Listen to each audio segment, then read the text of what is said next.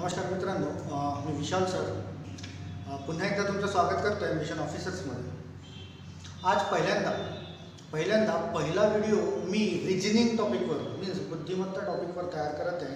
आणि हा इतका महत्त्वाचा टॉपिक आहे की MPSC UPSC बँकिंग किंवा SSC रेल्वे क्षेत्रातील कुठल्या पण परीक्षा द्या त्या परीक्षांमध्ये या टॉपिकवर प्रश्न विचारले जातात. आणि हा किचकटचा असणारा टॉपिक मी बघितले की भरपूर विद्यार्थी खूप किचकट पद्धतीने याला सॉल्व करत असतात.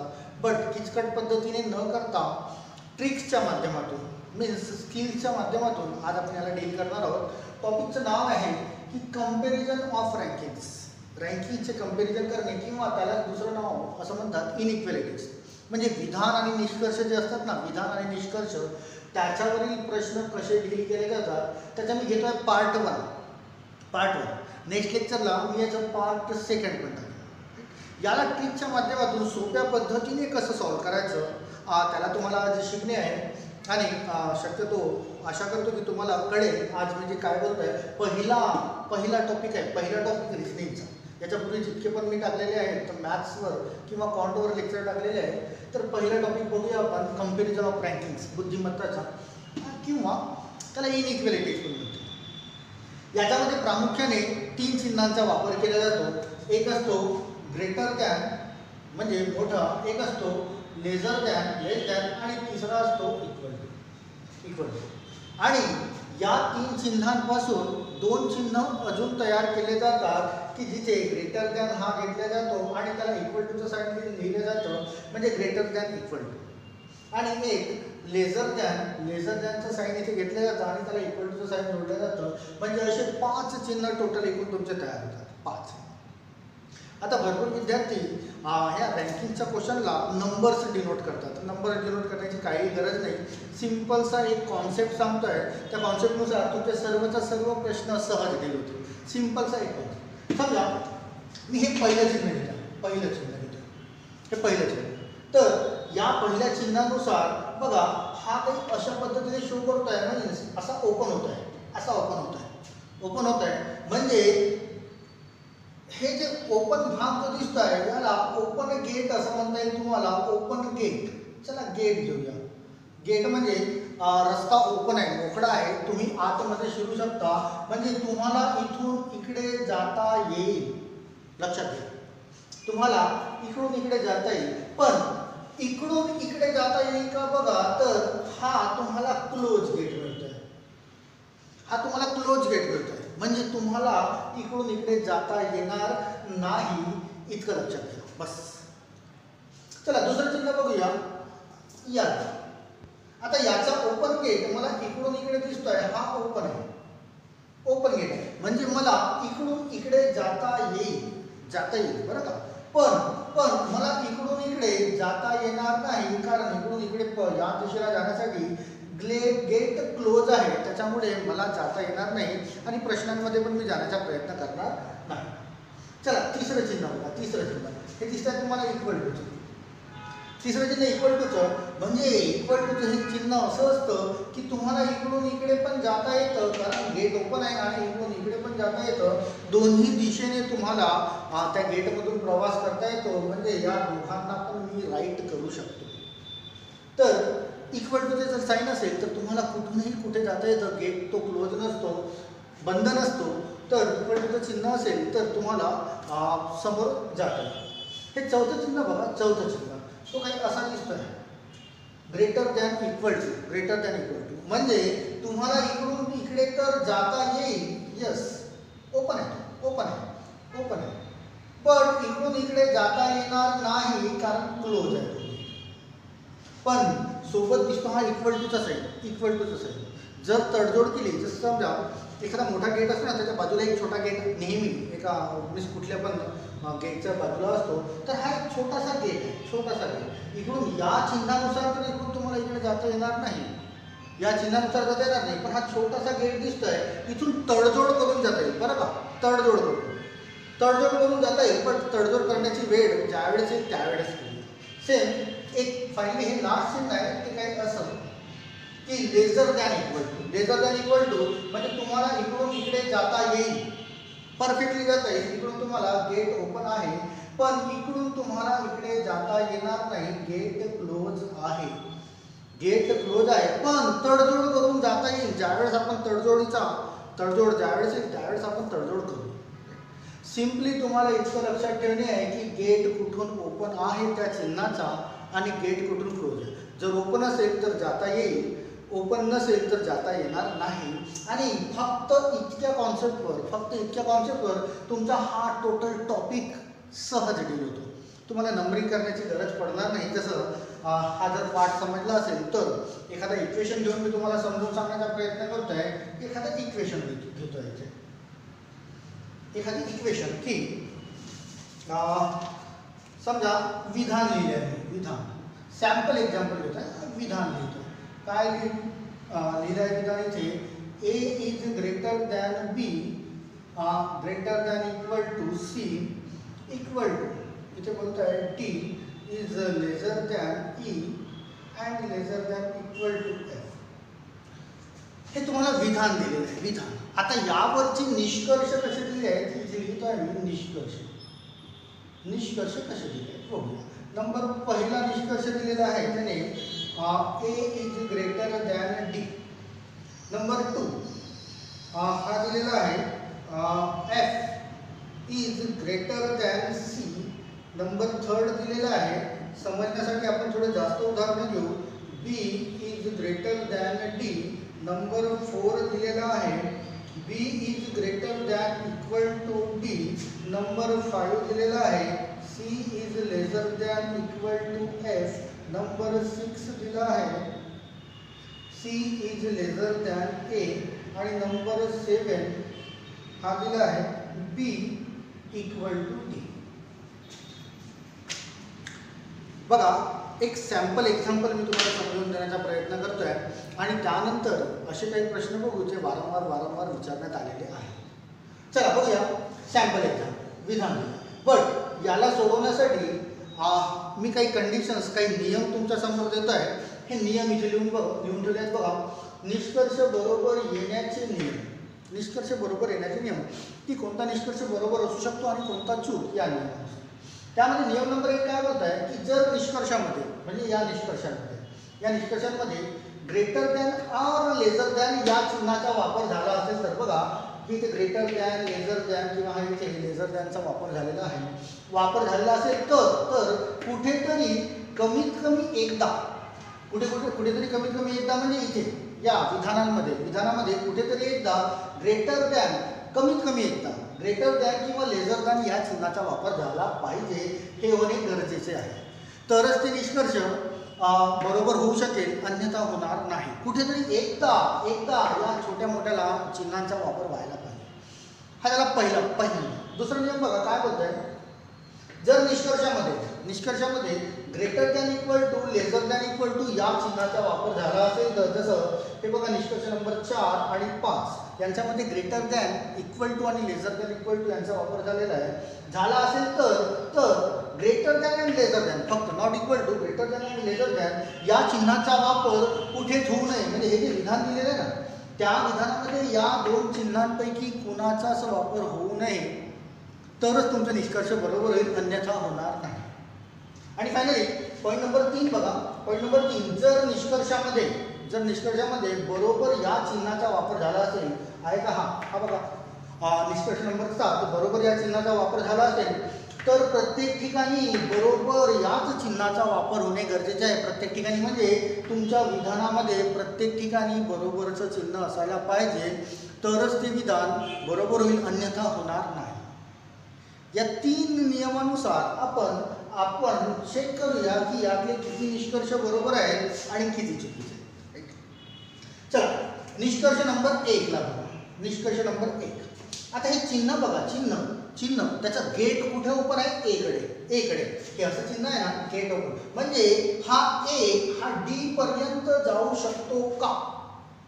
हा ए या डी पर्यंत जाऊ शकतो का? आणि नियम नंबर 1 मध्ये काय बोलत आहे की या चिन्हाचा वापर झाला आहे म्हणजे ए पासून डी पर्यंत जर जो जात असेल तर कुठेतरी कमीत कमी एकदा या चिन्हाचा ग्रेटर दॅन किंवा लेसर दॅनचा वापर झाला पाहिजे. चला बघूया, ए कुठे दिसतोय? हा. आणि डी कुठे दिसतोय? हा डी. राईट. या हा ए या डी पर्यंत जाऊ शकतो का? तर आधी ए ला या बी पर्यंत जावं लागेल. ए ला या बी पर्यंत जावं लागेल. गेट ओपन आहे का बघा. इकडून इकडे जाण्यासाठी गेट ओपन आहे का? हो आहे. ए हा बी पर्यंत जाऊ शकतो. मग हा बी या सी पर्यंत गेला पाहिजे तरच आपल्याला डी मिळेल. तर बी हा सी पर्यंत जाऊ शकतो का? गेट ओपन आहे का? तर गेट ओपन आहे. गेट ओपन आहे तर हा जाऊ शकतो. मग हा सी हा डी पर्यंत जाऊ शकतो का? आता मध्ये इक्वल टू साइन आहे. इक्वल टू साइन प्रत्येक दोन्ही बाजूंकडून गेट ओपन ठेवतोय तर हा सी पण डी पर्यंत जाऊ शकतो. म्हणजे मला असं म्हणता येईल की ए हा बी पर्यंत जाऊ शकतो, बी हा सी पर्यंत जाऊ शकतो आणि सी हा डी पर्यंत जाऊ शकतो. तर ए हा डी पर्यंत जाईल का? तर कंडिशन काय बोलते की या चिन्हाचा वापर झालाय म्हणजे इथून इथपर्यंत जो तो प्रवास करतोय त्यामध्ये कुठेतरी एकदा अशा चिन्हाचा वापर झालेला आहे का बघणे आहे. तर तो वापर झालेला आहे बघा इथे.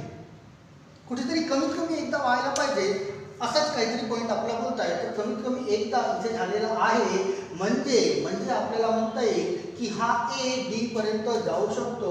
म्हणजे निष्कर्ष नंबर 1 याला मला बरोबर म्हणता येईल. याला मला बरोबर म्हणता येईल. चला दुसरा निष्कर्ष बघा. दुसरा निष्कर्ष आता गेट कोणत्या दिशेला ओपन आहे त्याला बघा. म्हणजे या सी ला इकडे न जाता हा एफ सी पर्यंत जाऊ शकतो. कारण गेटचं तोंड ओपन आहे एफ कडे. तर एफ हा सी कडे जाऊ शकतो का त्याला व्हेरीफाय करणे आहे. तर इथून आपण चेक करून घेऊया एफ कुठे मिळतोय आणि सी कुठे मिळतोय. बघा हा एफ आणि सी कुठे मिळतोय इथे. सी मिळतोय इथे. तर एफ हा सी पर्यंत जाणे आहे म्हणजे एफ ला इकडे घेऊन जाणे आहे. तर त्यासाठी त्याला ई आणि टी या दोघांना क्रॉस करावं लागेल.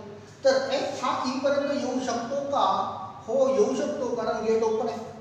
इकडून बघा ना एफ हा ई पर्यंत आपण रिवर्स ऑर्डर करून चाललोय. एफ हा ई पर्यंत गेट ओपन आहे. त्यानंतर ई हा डी पर्यंत येऊ शकतो का? तर हो येऊ शकतो कारण इथे पण गेट ओपन आहे ई साठी. ई साठी गेट ओपन आहे. आणि त्यानंतर हा डी हा सी पर्यंत येऊ शकतो का? तर इथे इक्वल टूचं साइन आहे बरोबरीचं चिन्ह आहे म्हणजे तो इथे पण येऊ शकतो. म्हणजे याचा अर्थ एफ हा सी पर्यंत येऊ शकतो. पण नियम नंबर 1 असा बोलतोय की कुठेतरी या चिन्हाचा वापर झाला आहे का? एफ हा ई पर्यंत आला तर इथे ग्रेटर दॅन इक्वल टूचं झालाय. पण इथे बघा या चिन्हाचा वापर झालेला आहे. कुठेतरी एकदा लेसर दॅन किंवा ग्रेटर दॅनचा वापर होणे गरजेचे आहे. तरच ते निष्कर्ष बरोबर होईल. अन्यथा बरोबर होणार नाही. म्हणजे मला असं म्हणता येईल की निष्कर्ष नंबर 2 हा सुद्धा बरोबर आहे. हा सुद्धा बरोबर. आता ॲक्च्युली या प्रश्नांना सोडवण्यासाठी विद्यार्थी काय करतात की यांना नंबरिंग देतात. याला 10 देतील, याला पण 10 देतील, मग याला याच्यापेक्षा थोडा जास्त 11 देतील, याला 12 देतील, मग याला थोडं कमी देतील. अशा पद्धतीचे नंबरिंगचा वापर करतात. तिथे खूप सारी शक्यता चुकण्याची तयार होते. कुठे कुठे lesser than equal to greater than equal to असे जर चिन्ह आले तर त्यांना 2-2 नंबर द्यावे लागतात. तर त्या नंबरच्या भानगडीत न पडता ओपन गेट आणि क्लोज गेट याच्याकडे फक्त लक्ष देणे.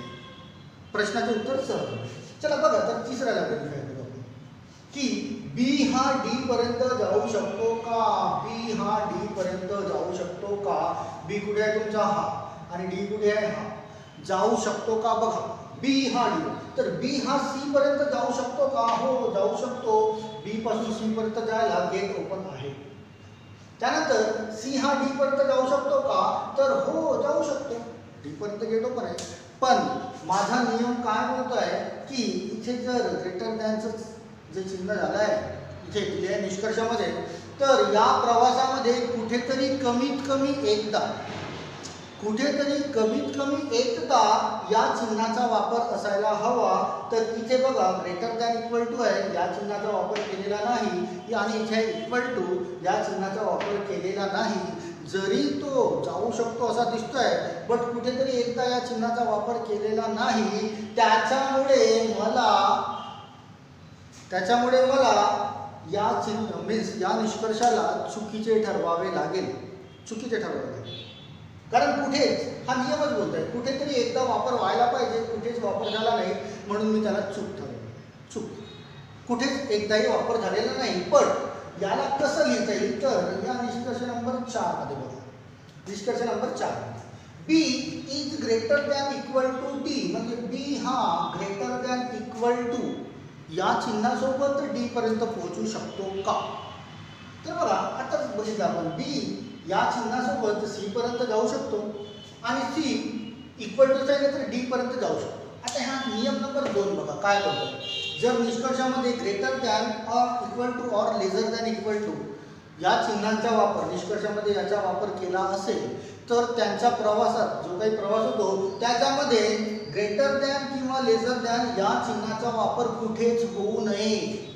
कुठेच होऊ नये तरच हे निष्कर्ष राईट होईल, बरोबर होईल, अन्यथा चूक. तर हा बी पासून सी पर्यंत गेलाय, सी पासून डी पर्यंत गेलाय. कुठेतरी या लेझर दॅन ग्रेटर दॅन और लेझर दॅनचा वापर झालाय का? इथे झालेला नाही, इथे पण झालेला नाही झालाय. त्याच्यामुळे मला याला राईट म्हणता येईल कारण कुठेच लेझर दॅन किंवा ग्रेटर दॅन या चिन्हाचा वापर करण्यात आलेला नाही आणि असाच काहीतरी माझा हा नियम नंबर 2. तर त्यामुळे मला याला ठरवता येईल बरोबर. चला समोरचा बघूया. समोरचा निष्कर्ष काय म्हणतो आहे की C is lesser than equal to F, म्हणजे सी हा एफ पर्यंत पोहोचवू नका तर एफ हा सी पर्यंत पोहोचतो का बघा. एफ हा सी पर्यंत पोहोचतो का त्यालाच व्हेरीफाय करणे आहे. तर बघूया की एफ कुठे आहे आणि सी कुठे आहे. हा इथे एफ आणि सी कुठे आहे तर हा एफ आहे. हा एफ हा सी पर्यंत येऊ शकतो का असं बोलतोय. तर एफ हा ई पर्यंत येऊ शकतो का? हो येऊ शकतो. गेट ओपन आहे, गेट ओपन आहे. ई हा डी पर्यंत येऊ शकतो का? हो येऊ शकतो, गेट ओपन आहे. आणि डी हा सी पर्यंत येऊ शकतो का? हो येऊ शकतो. इक्वल टूचा साईन आहे म्हणजे दोन्हीकडून गेट ओपन आहे. पण आता इथे चिन्हाचा वापर कोणता करण्यात आला आहे? लेझर दॅन इक्वल टू किंवा greater than equal to. F कडून बोलतो तर ग्रेटर दॅन इक्वल टू. तर हा नियम असा बोलतोय, नियम नंबर 2, की यांचा हा एफ पासून सी पर्यंतचा जो प्रवास आहे ना, एफ पासून सी पर्यंत जो प्रवास आहे तिथे कुठेही ग्रेटर दॅन किंवा लेझर दॅन या चिन्हाचा वापर होऊ नये. तर इथे बघा, इथे तर ग्रेटर दॅन इक्वल टू आहे. इथे बघा ग्रेटर दॅनचा चिन्हाचा वापर करण्यात आलेला आहे बट तो व्हायला नको. जर करण्यात आलेला आहे आणि जरी हा सी पर्यंत पोहोचू शकतो पण या चिन्हाचा वापर करण्यात आलेला आहे त्याच्यामुळे मला या निष्कर्षाला चुकीचं ठरवावं लागेल कारण नियमात बसत नाही. चला हा झाला नंबर 5. नंबर 6 बघा. नंबर 6 काय लिहिलं की सी इज लेझर दॅन ए, म्हणजे ए इज ग्रेटर दॅन सी, म्हणजे ए हा सी पर्यंत पोहोचू शकतो का? ए हा सी पर्यंत पोहोचू शकतो का? चला बघूया कुठे मिळत आहे ए आणि सी. तर हा मिळत आहे ए आणि हा मिळत आहे सी. ए हा सी पर्यंत येऊ शकतो का? तर ए हा बी पर्यंत आधी जायला पाहिजे. जाऊ शकतो का? हो जाऊ शकतो. ए हा बी पर्यंत आणि बी हा सी पर्यंत पण जाऊ शकतो. बट कंडिशन काय आहे की लेझर दॅन ग्रेटर दॅनचं असेल तर कुठेतरी कमीत कमी एकदा या चिन्हाचा वापर झाला आहे का? तर हा झालेला आहे या चिन्हाचा वापर, म्हणजे मला याला राईट ठरवता येईल. कुठे पण एकदा, कमीत कमी एकदा, 2दा 3दा 4दा 5दा किती पण वेळेस हो पण कमीत कमी एकदा वापर व्हायला पाहिजे असाच माझा नियम बोलत आहे आणि झालेला आहे. त्याच्यामुळे मला याला राईट ठरवता येईल. फायनली शेवट बघा की हा बी हा डी पर्यंत जाऊ शकतो का किंवा डी हा बी पर्यंत येऊ शकतो का? दोन्ही वाईज वर्गा म्हणता येईल. तर बघूया बी आणि डी कुठे आहे. बी आहे इथे आणि डी आहे इथे. तर बी तर हा सी पर्यंत जाऊ शकतो, दिसत आहे, हो जाऊ शकतो आणि सी हा डी पर्यंत पण जाऊ शकतो. गेट ओपन आहे. पण तिसरा नियम बघा. तिसरा नियम, जर निष्कर्षामध्ये बरोबर या चिन्हाचा वापर असेल, हा बघा बरोबर या चिन्हाचा वापर आहे, बरोबर या चिन्हाचा वापर आहे, वापर झाला असेल तर प्रत्येक ठिकाणी बरोबर याच चिन्हाचा वापर होणे गरजेचे आहे. प्रत्येक ठिकाणी म्हणजे हा जो प्रवास इथून इथपर्यंत करतोय त्याच्या प्रत्येक ठिकाणी बरोबरीचंच चिन्ह आलं पाहिजे तरच ते निष्कर्ष बरोबर होईल, अन्यथा बरोबर होणार नाही. बघा इथे तर बरोबरीचं चिन्ह दिसतंय तुम्हाला पण इथे ग्रेटर दॅन इक्वल टूचं चिन्ह आहे, इथे बरोबरीचं चिन्ह नाही. या ग्रेटर दॅन सोबत बरोबरीचं चिन्ह जुळलेलं आहे पण आपल्याला कोणतं चिन्ह पाहिजे त्यावेळेस तिथे नेहमी इक्वल टूचं चिन्ह पाहिजे तरच ते बरोबर होईल, अन्यथा बरोबर होणार नाही. दॅट्स वाय मला याला रॉंग करावं. की हा निष्कर्ष चुकीचा ठरवण्यात येईल कारण नियमामध्ये बसत नाही. तर हा एक सॅम्पल एक्झाम्पल घेतला होता समजवण्यासाठी की ओपन गेट कसा असतो, क्लोज गेट कसा असतो, कसा तो मूव्ह करू शकतो. या प्रश्नामध्ये कुठेही नंबरिंग केलेली नाही मी. बघा भरपूर विद्यार्थी नंबर करतात, कोणाला 15 घेतील, 14 घेतील, 13 घेतील, इकडे 12 घेतील, 11 घेतील, काही इक्वल टूचा साईन आलं तर दोन नंबर्स तयार करतात. त्या भानगडीत पडण्याची गरज नाही. त्याच्यापासून आता मुक्तता समजा जर हा भाग समजला तर. ठीक, हा तर एक सॅम्पल एक्झाम्पल होता. जर थोडीफार अडचण आली असेल समजण्यामध्ये तर पुन्हा रिपीट करून बघा, याला रिपीट करून सहज समजेल. आता घेऊया काही प्रश्न घेऊया आणि त्याला सोडून बघूया की उत्तरे कशी लवकर तयार होतात, इन्स्टंट तयार होतात. तर काही प्रश्न मी इथे लिहितोय, काही प्रश्न आणि त्याला सोडून क्वेश्चन नंबर 1, क्वेश्चन नंबर 1 लिहित आहे की विधान लिहित आहे. विधान ग्रेटर दॅन एफ आणि निष्कर्ष नंबर 2 दिलेला आहे की y is greater than T. असे दोन निष्कर्ष शेवटच्या आपण प्रश्नाला दिलेले आहेत. आता प्रश्नांची उत्तरे कशी लिहिणे आहेत तर त्याचे ऑप्शन्स बघा इकडे बाजूला मी लिहून ठेवलेले आहेत की पर्याय कशा पद्धतीचे असतील. की पर्याय नंबर ए असा असेल की फक्त निष्कर्ष ए बरोबर. जर इथे दोन तुम्हाला दिले, याला ए समजा आणि याला बी, तिथे ए लिहिलं आहे तर इथे ए बी करून घेतो आहे, ए आणि बी इथे पण ए बी करून घेतो आहे, ए आणि बी. की जर फक्त निष्कर्ष ए बरोबर असेल तर तुम्हाला ऑप्शन नंबर 1 टिक करणे आहे, फक्त निष्कर्ष ए बरोबर. दुसरं बघा फक्त निष्कर्ष बी बरोबर, की जर या दोनपैकी बी बरोबर असेल, फक्त बी बरोबर असेल तर ऑप्शन नंबर 7. हा सर्वात इम्पॉर्टंट महत्त्वाचा आहे, याच्याबद्दल मी तर नंतर डिस्कस करेलच. इथे बोलत आहे निष्कर्ष ए किंवा निष्कर्ष बी बरोबर. की ए किंवा बी जर बरोबर येत असेल तरच, पण याच्यामध्ये काही नियम असतात. हे नियम मी आजच याच लेक्चरमध्ये तुम्हाला सांगून देईल की या ऑप्शन नंबर सीचा वापर केव्हा करा. ऑप्शन नंबर डी बघा, निष्कर्ष ए आणि निष्कर्ष बी दोन्ही जर चूक असतील तर तुमचा ऑप्शन नंबर डी व्हायला पाहिजे. आणि ऑप्शन नंबर ई काय बोलत आहे की निष्कर्ष ए आणि निष्कर्ष बी दोन्ही जर बरोबर असतील तर. चला चेक करूया. हे विधान दिलं आहे प्रश्न number P is lesser than Q equal to R, R is greater than equal to S आणि S is greater than equal to T. विधान दिलं आहे तुम्हाला T lesser than equal to Q, म्हणजे गेट ओपन त्याच्या Q कडे आहे, म्हणजे क्यू हा टी पर्यंत पोहोचू शकतो का या चिन्हाचा वापर करून. इथे कुठेही मीन्स टी पासून क्यू पासून टीच्या प्रवासामध्ये कुठेही लेसर दॅन किंवा ग्रेटर दॅनचा वापर व्हायला नको. तर बघूया, हा क्यू दिसतो इथे, राईट. कुठपर्यंत पोहोचायचं आहे, टी पर्यंत. तर हा क्यू टी पर्यंत पोहोचू शकतो का, तर क्यू हा आर पर्यंत जाऊ शकतो. इक्वल टूचं साईन आहे, इक्वल टूचं साईन सर्वांसाठी ओपन आहे. आर हा एस पर्यंत पण जाऊ शकतो की ओपन गेट आहे आणि इक्वल टूचं पण sign greater than equal to आहे. आणि एस हा टी पर्यंत पण जाऊ शकतो ग्रेटर दॅन इक्वल टू. आता या क्यू आणि टी यांच्या प्रवासामध्ये कुठेतरी यांचा वापर झाला का ग्रेटर दॅन किंवा लेसर दॅनचा, झालेला नाही आणि तोच व्हायला नको असा हा नियम बोलत आहे. म्हणजे क्यू या चिन्हासोबत टी पर्यंत पोहोचू शकतो, कुठेच ग्रेटर दॅन किंवा लेसर दॅनचा वापर झालेला नाही. म्हणजे मला असं म्हणता येईल की माझा निष्कर्ष नंबर ए हा बरोबर आहे. चला दुसरा चेक करूया पी. की आर कडे ओपन गेट आहे, आर हा पी पर्यंत पोहोचू शकतो का, आणि इथे ग्रेटर दॅनचा वापर करण्यात आला आहे. म्हणजे आरचा प्रवास पी पर्यंत करत असताना कुठेतरी कमीत कमी एकदा या चिन्हाचा वापर व्हायला हवा. तर चेक करूया की कुठे होतं.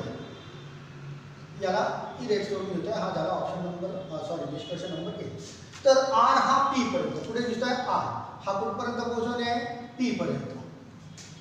आरला पी पर्यंत पोहोचवणे आहे. तर आर क्यू पर्यंत येऊ शकतो का, इक्वल टूचं साईन आहे, हो येऊ शकतो.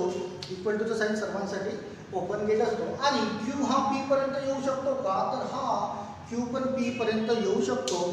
आणि या प्रवासाच्या दरम्यान कुठेतरी एकदा कमीत कमी या चिन्हाचा वापर झाला आहे का, तर तो इथे झालेला आहे.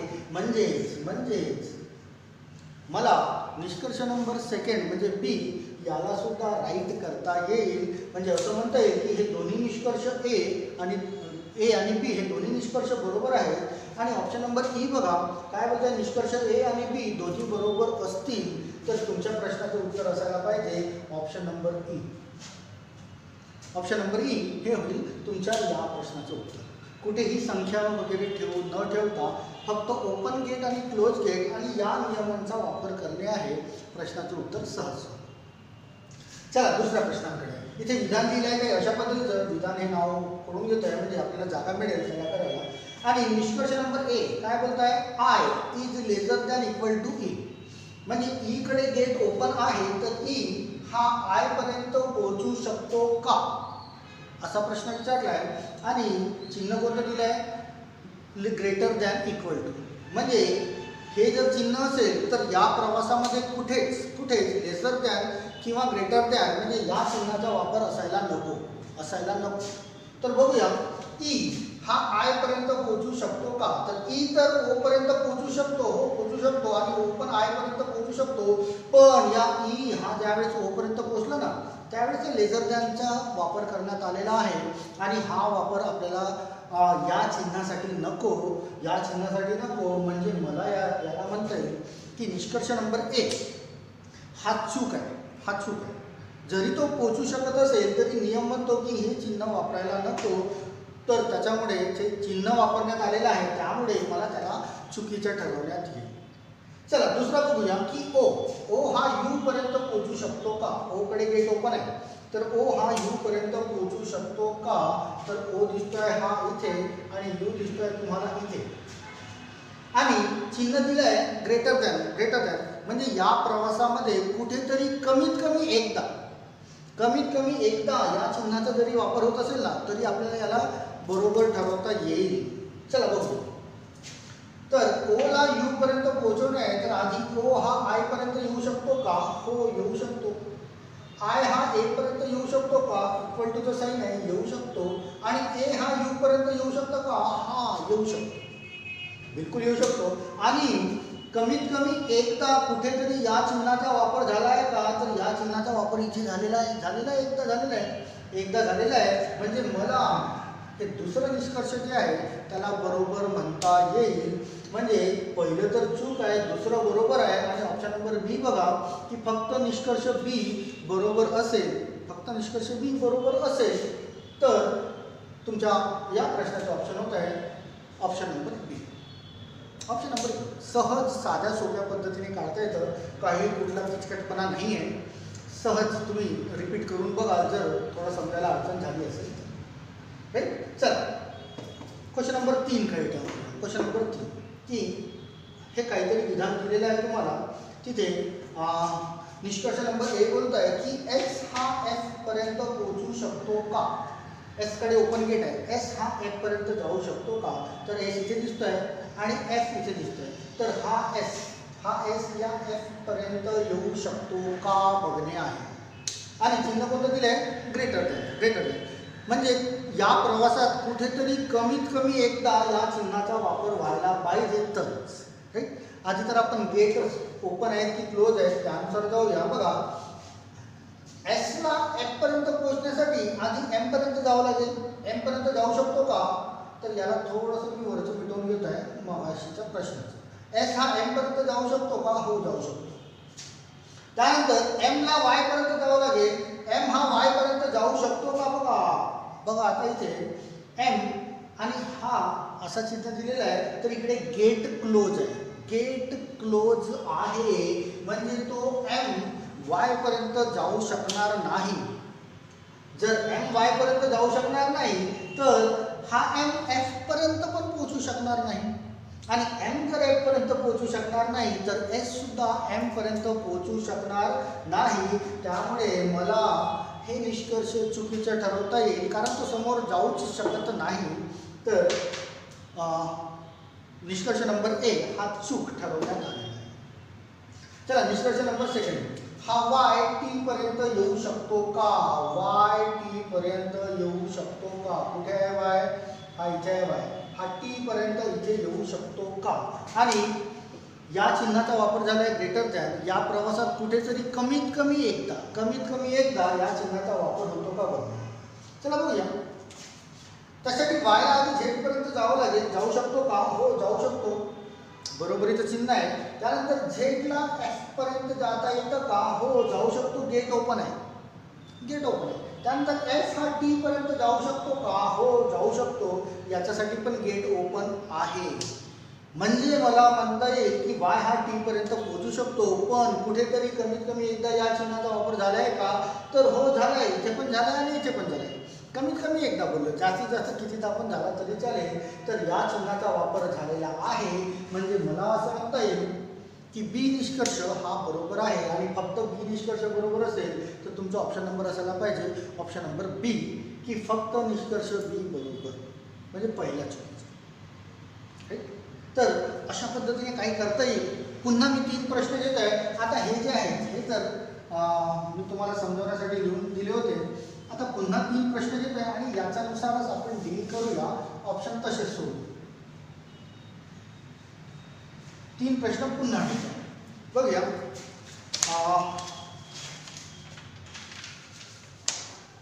3 झाले आहेत. क्वेश्चन नंबर 4 इथे लिहितोय मी. विधान काय बोलत आहे की के इज लेसर दॅन एम. बघा 3 प्रश्न मी पुन्हा घेतले. आता हे जे नियम होते त्याला कोण टाकले ते नियम लक्षात ठेवून घ्या. लिहिलेले होते. तर त्या नियमानुसार आपण सॉल्व्ह करू. हे पर्याय ॲज इट इज राहू. या पर्यायापैकी कोणतं उत्तर होऊ शकतं. क्वेश्चन नंबर 4 ला बघा. आता इथे विधान जे दिलं आहे ना ते 2 वेगवेगळ्या पार्टमध्ये दिलेलं आहे. हा पार्ट वेगळा आणि हा पार्ट वेगळा. आता ऑलमोस्ट स्टुडंट्स काय करतात की 2 पार्ट्समध्ये किंवा 3 पार्ट्समध्ये असेल त्यांना एकत्र आणण्याचा प्रयत्न करतात. एकत्र आणण्याची गरज नाही. त्याला राहू द्या स्वतंत्र, तसंच वेगवेगळं राहू द्या. आपलं उत्तर तसं पण मिळेल. फक्त या पार्टमध्ये आणि या पार्टमध्ये सारखा इनिशियल काय मिळतो ते बघा. तर या पार्टमध्ये ए हा सारखा आहे, हा ए सारखा आहे. फक्त इतकं लक्षात ठेवा. यानुसार आपल्या प्रश्नाची उत्तरे तयार होतील. त्यांना एकत्र करत बसण्याची गरज नाही.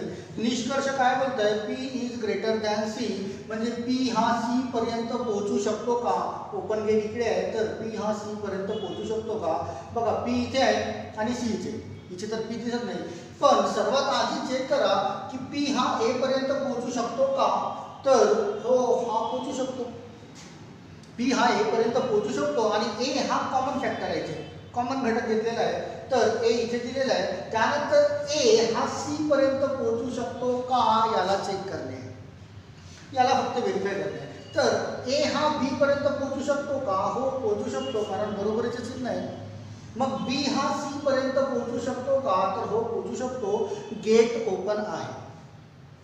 इथे वापर करण्यात आलेलं चिन्ह आहे ग्रेटर दॅन. तर या पी पासून सी पर्यंतच्या प्रवासात कुठेतरी कमीत कमी एकदा या चिन्हाचा वापर झालाय का?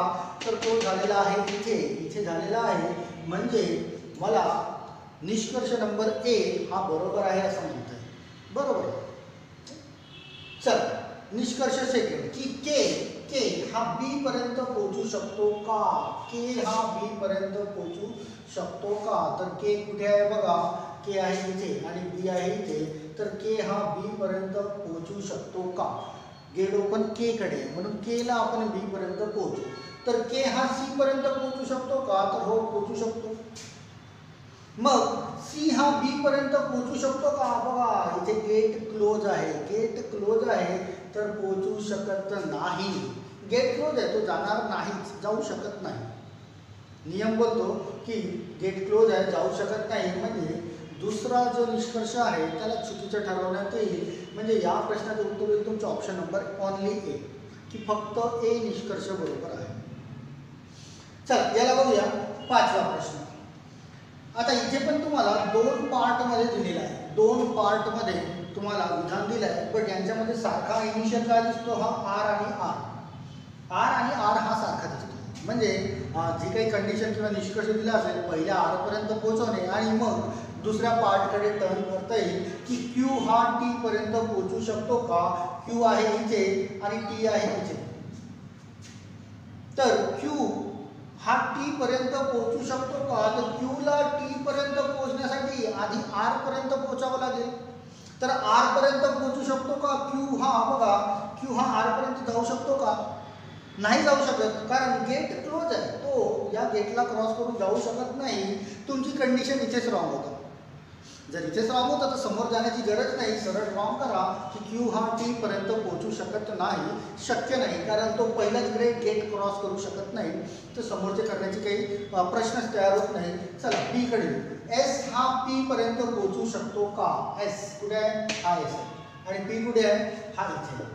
आता एसला जर पी पर्यंत यायचं असेल तर त्याला आधी आर पर्यंत यावं लागेल. तर चेक करा, एस हा आर पर्यंत येऊ शकतो का? हो, येऊ शकतो, बरोबरीचं चिन्ह आहे, राईट. हा आर पर्यंत आला तर जम्प करा या आर वर. मग आर हा पी पर्यंत क्यू पर्यंत येऊ शकतो का? गेट ओपन आहे, हो येऊ शकतो. आणि क्यू हा पी पर्यंत येऊ शकतो का? तर येऊ शकतो. गेट ओपन आहे, आणि कुठेतरी कमीत कमी एकदा लेसर दॅन ग्रेटर दॅनचा वापर झाला आहे का? तर तो इथे झालेला आहे. इथे झालेला आहे म्हणजे मला म्हणता येईल की बी इज द राईट, मीन्स हा निष्कर्ष बरोबर आहे. तर पहिला चुकीचा आणि दुसरा बरोबर, म्हणजे तुमचा ऑप्शन नंबर व्हायला पाहिजे बी, ऑप्शन नंबर.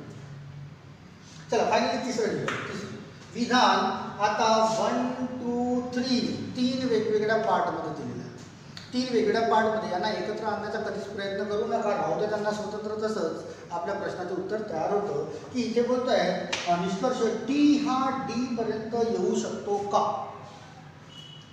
टी कडे ओपन गेट आहे, टी हा डी पर्यंत, तर कुठे दिसतोय? हा टी दिसतोय, आणि डी कुठे दिसतोय? हा इथे दिसतोय. तर आधी या टीला के पर्यंत यावं लागेल, तर तो येऊ शकतो का? टी हा के पर्यंत बघा जाऊ शकतो, गेट ओपन आहे, टी हा के पर्यंत जाऊ शकतो. त्यानंतर के हा डी पर्यंत जाऊ शकतो का? तर हो जाऊ शकतो, कारण इक्वल टूचं साइन आहे, बरोबर हे चिन्ह आहे, म्हणजे गेट ओपन आहे. आणि कुठेतरी एकदा या चिन्हाचा वापर झाला का? तर बघा टी हा के पर्यंत जात असताना या सिंग्युलर चिन्हाचा वापर झालेला आहे, म्हणजे मला असं म्हणता येईल की या चिन्हाचा वापर झाला आहे, म्हणजे निष्कर्ष नंबर 1 हा बरोबर आहे.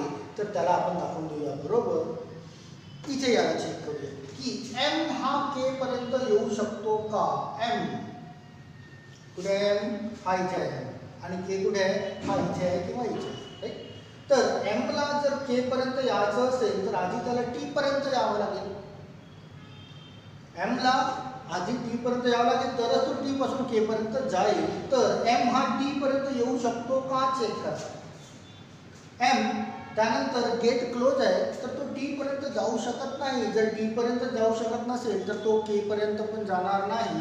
दुसरी कंडिशन बोलते आहे की तुमचा निष्कर्ष दुसरा हा रॉंग आहे, म्हणजे पहिला बरोबर आणि दुसरा चुकीचा, म्हणजे फक्त निष्कर्ष ए बरोबर. तर ऑप्शन नंबर ए तुम्हाला डील करणे आहे इथे. याचं उत्तर तयार होईल ऑप्शन नंबर ए. साध्या सोप्या पद्धतीने हे 2 पार्ट किंवा 3 पार्ट कितीही भागामध्ये डिवाइड असो, सहज तुम्हाला गेट्स बघणे आहेत, ओपन गेट आणि क्लोज गेट, सहज प्रश्नाचं उत्तर तयार. पण या पर्यायामध्ये हा पर्याय बघा, पर्याय नंबर सी हा सर्वात इम्पॉर्टंट पर्याय आहे की पर्याय नंबर सी हा केव्हा काढला जातो. तर त्याची माहिती घेणे तुम्हाला खूप गरजेची आहे. हे तर साधारण असे प्रश्न आपण सोडवले आहेत. तर पर्याय नंबर सी वर कसे प्रश्न तयार होतात आणि त्याचे नियम काय म्हणतात त्याला पण समजून घ्या की प्रश्न कसे तयार होतात आणि पर्याय नंबर सी चे नियम काय आहेत. आता पर्याय क्रमांक सी चा वापर करणे, त्याचे नियम मी इथे लिहून देत आहे. पर्याय क्रमांक सी चा वापर करण्याचे नियम.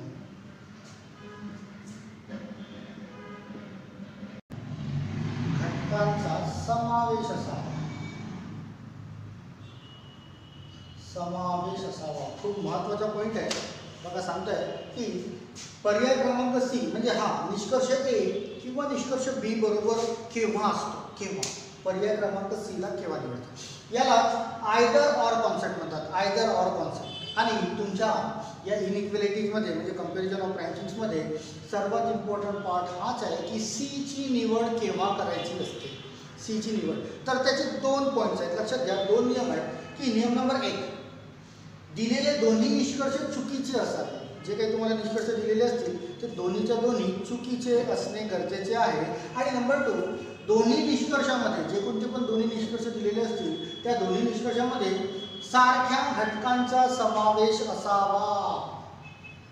सारख्या घटकांचा समावेश म्हणजे पहिल्या निष्कर्षामध्ये एचं रिलेशन बी सोबत दिलेलं असेल तर दुसऱ्या घटकामध्ये दुसऱ्या निष्कर्षामध्ये सुद्धा एचं रिलेशन बी सोबत असायला हवं. जसं एक प्रश्न लिहित आहे बघा, क्वेश्चन इथे लिहित आहे, विधान दिलेलं आहे. नंबर 1 विधान काय दिलेलं आहे की A is greater than C equal to D, greater than D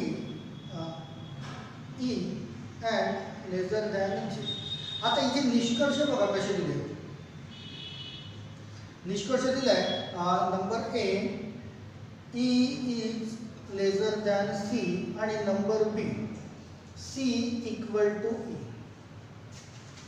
C equal to E काय म्हणताय की सेकंड नंबर दोन्ही निष्कर्षामध्ये सारख्या घटकांचा समावेश असावा. तर हे दोन्ही निष्कर्ष, हा एक निष्कर्ष आणि हा एक निष्कर्ष सारखे घटक आहेत का बघा. इथे पण ईसी आहे आणि इथे पण ईसी आहे. जर दोन्ही निष्कर्षांमध्ये सारख्या घटकांचा समावेश असेल आणि दोन्ही निष्कर्ष चुकीचे असतील, दोन्ही निष्कर्ष चुकीचे असतील तर तुमच्या प्रश्नाचं उत्तर व्हायला पाहिजे निष्कर्ष ए किंवा निष्कर्ष बी बघू. त्यावेळेस याचा वापर केला जातो either A or B. Either or concept यालाच म्हणतात. तर आधी तर आपण बघून घेऊया की दोन्ही निष्कर्ष चुकीचे आहेत का.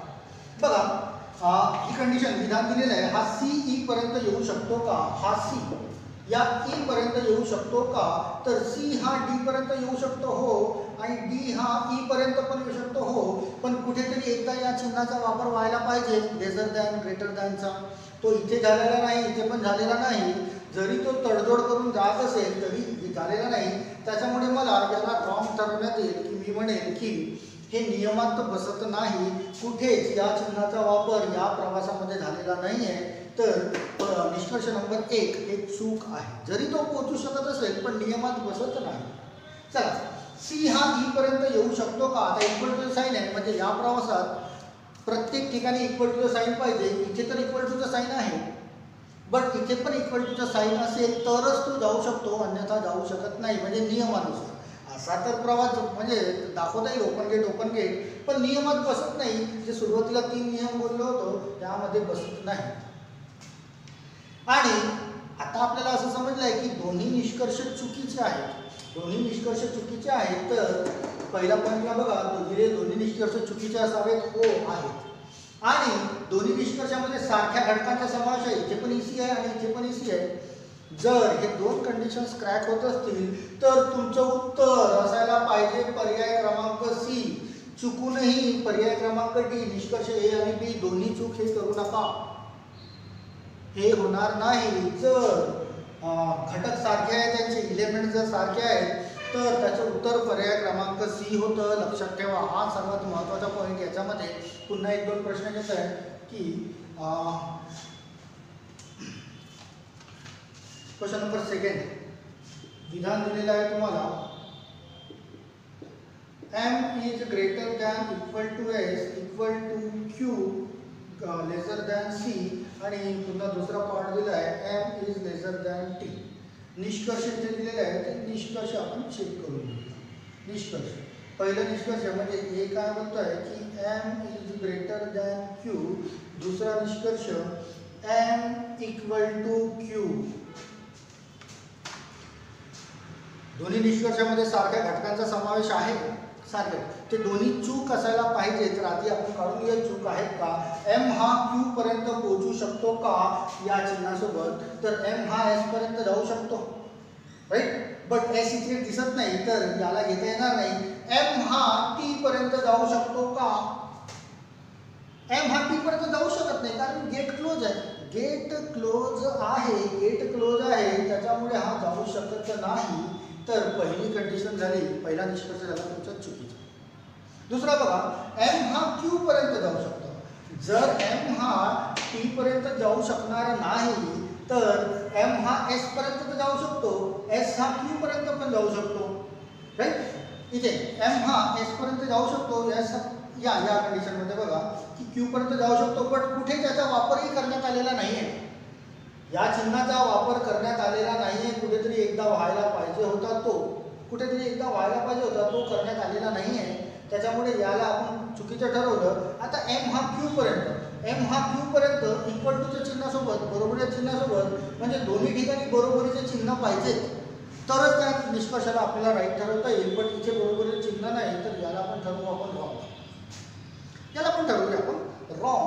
आणि दोन्ही रॉंग आहेत आणि दोन्ही कंटेंट सारखे आहेत, एलिमेंट सारखं आहे, म्हणजे तुमच्या प्रश्नाचं उत्तर ऑप्शन नंबर सीच व्हायला पाहिजे हा नियम बोलतोय. आणि या नियमानुसार ऑप्शन नंबर सी उत्तर तयार होतं.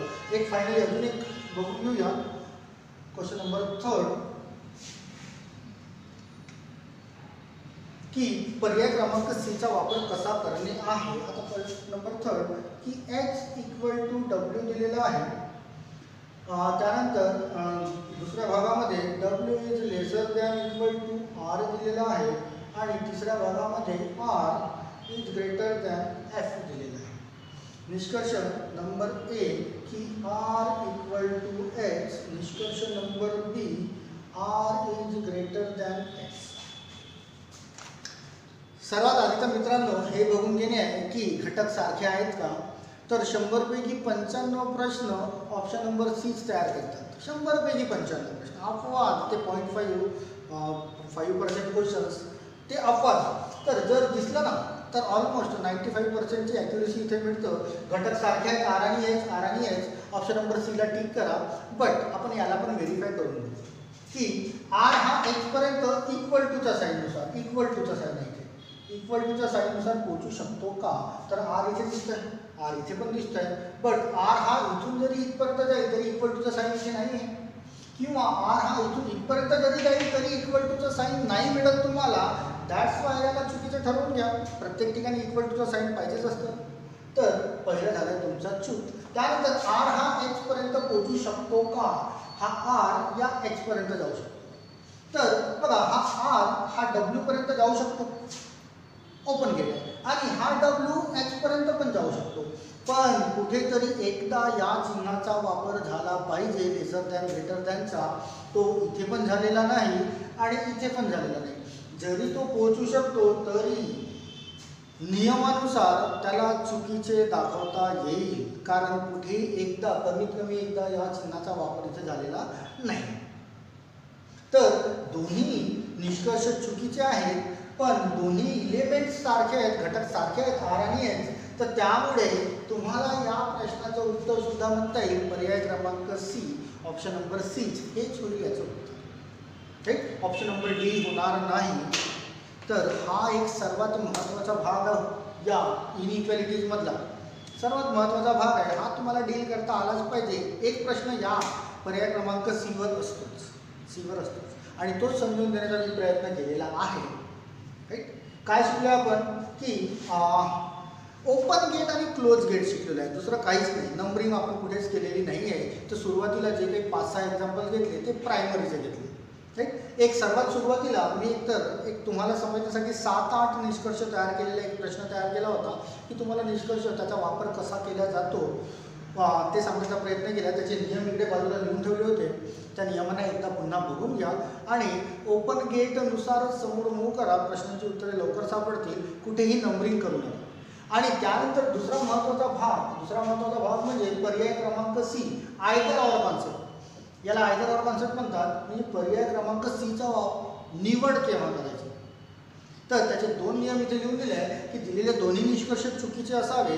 चुकीचे आहेत का आधी ठरवून घेतले आपण, आणि त्या चुकीच्या दोन्ही निष्कर्षांमध्ये दोन्ही घटक सारखे आहेत का, फक्त त्याला बघणे आहे. घटक सारखे असतील आणि दोन्ही चुकीचे असतील तर तुमचे उत्तर ऑप्शन नंबर सीच असायला पाहिजे. बी शुअर, खात्री करून घ्या. राईट, पहिला भाग मी घेतलाय आज रिझनिंगचा पहिला भाग, आणि तोही महत्त्वाचा. याला ट्रिकीनुसार कसं सॉल्व्ह करतात त्याला सांगण्याचा प्रयत्न केला आहे मी. लांब लचक घेऊन गेलेलो नाही आहे. तर जर थोडीफार अडचण आली असेल याला समजण्यामध्ये तर पुन्हा एकदा रिपीट त्या व्हिडिओला बघून घ्या आणि सहज साध्या सोप्या स्वरूपात त्याला डील करून बघा. तर आज आपण कंपॅरिझन ऑफ रँकिंग्स ऑर इनइक्वॅलिटी, मराठीमध्ये विधान, निष्कर्ष आणि विधान असा त्याला बोलला जातो, त्याचा पार्ट 1 बघितला आहे बरं का. पार्ट 2 मी नेक्स्ट लेक्चरमध्ये घेऊन येईल की याच्यामध्ये पण थोडेसे कॉम्प्लिकेशन्स कसे येतात त्याला बघू. बट आज जे काही पॉईंट शिकलेलं आहे त्या पॉईंटच्या बाहेर जाण्याची आपल्याला गरज पडणार नाही. सर्वच्या सर्व पार्ट 2चे पण क्वेश्चन्स त्यानुसारच डील केले जातील जे आज आपण शिकलो आहे. सहज त्याच्याने उत्तर काढले. फक्त प्रश्नाची लेंथ थोडी मोठी असेल, त्याच्यामध्ये ऑप्शन जे दिलेले असेल ते वेगवेगळे विचित्र पद्धतीने दिलेले असतील, तिथून आपल्याला फक्त उत्तर काढणे आहे, शोधणे आहे. दुसरं काही त्याच्यामध्ये पण त्रास होणार नाही. अगदी साधा सोपा टॉपिक आहे. जर तुम्हाला कॉन्सेप्ट समजले असतील तर. नसतील समजले, अडचण असेल तर पुन्हा एकदा व्हिडिओ बघून घ्या, नक्कीच समजतं. पुन्हा तुमचे काही सजेशन्स तक्रारी असेल तर हे मी नेहमीच बोलत असतो की कमेंट बॉक्समध्ये मेन्शन करा किंवा मला या नंबरमध्ये सेंड करा तुम्ही व्हॉट्सअपवर तुमच्या तक्रारी किंवा कमेंट्स. आपण त्याला निवारण करण्याचा प्रयत्न करू. पुन्हा एक, जर सबस्क्रिप्शन केलं नसेल किंवा प्रिव्हियस व्हिडिओज मी जवळपास 18 ते 20 व्हिडिओ टाकलेले आहेत मॅथ्स कॉन्टशी रिलेटेड, बघितले नसाल किंवा सबस्क्राईब केलं नसेल तर सबस्क्राईब करून घ्या. आणि शक्यतो आपल्या मित्रांपर्यंत पोहोचवा हे व्हिडिओ. जर तुम्हाला खरंच वाटत असेल हे कामाचे व्हिडिओ आहेत, जर तुमच्या कामात येतील, 1-2 गुण तुम्हाला इथून मिळवता येतील, तर तुम्ही त्यांना शेअर करा, मित्रांपर्यंत पाठवा. आणि लवकरच नेक्स्ट पार्ट घेऊन येईल याचा मी, पार्ट नंबर 2 इनइक्वॅलिटीजचा. त्याच्यामध्ये मोठे क्वेश्चन्स कसे डील केले जातात त्याबद्दल आपण डिस्कस करूया. राईट. तोपर्यंत काळजी घ्या स्वतःची, सुरक्षित राहा. लवकरच पुन्हा भेटूया आपण सेकंड पार्टला इनइक्वॅलिटीज. ओके, चला, थँक्यू.